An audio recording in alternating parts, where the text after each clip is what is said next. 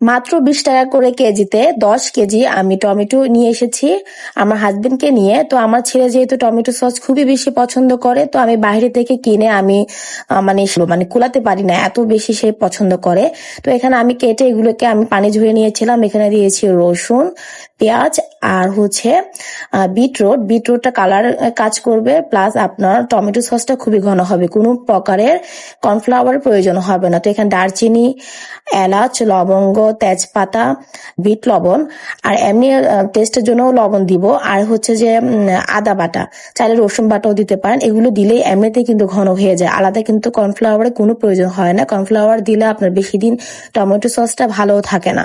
তো এখানে যে আস্ত যে মশলাগুলো দিয়েছিলাম সিদ্ধ হওয়ার পর এগুলো আমি নিয়েছিলাম। আর সিদ্ধ করার সময় অবশ্যই আপনার কিছুক্ষণ পরপরই কিন্তু একটু নেড়ে চেড়ে দিতে হবে, তা না হলে নিচে লেগে যায়।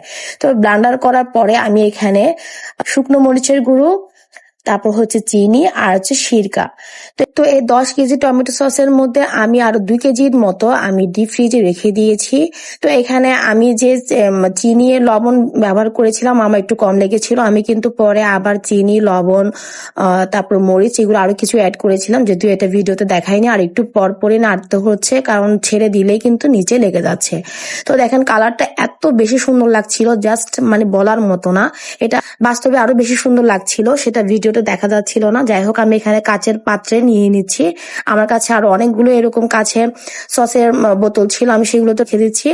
তো আপনারা কি করবেন, বেশি দিন ভালো রাখার জন্য বোতলের 1 ইঞ্চি জায়গা বা 2 ইঞ্চি জায়গা অবশ্যই খালি রাখবেন, আর সেখানে সিরকা দিয়ে দিবেন। সিরকা দিলে আপনার সস অনেকদিন ভালো থাকবে, এটাই মূলত রহস্য। মানে এক কথা হচ্ছে বোতলে কিছু অংশ জায়গা খালি রেখে সেখানে সিরকাটা দিয়ে জাস্ট ভালো করে ঢাকনাটা আটকে দিবেন। আর অবশ্যই কাছের পাত্র হলে খুবই ভালো হয়। তো আশা করি আপনাদের কাছে আমার এই টমেটো সসের রেসিপিটা খুবই ভালো লেগেছে। ভালো লাগলে অবশ্যই কমেন্টে জানাবেন।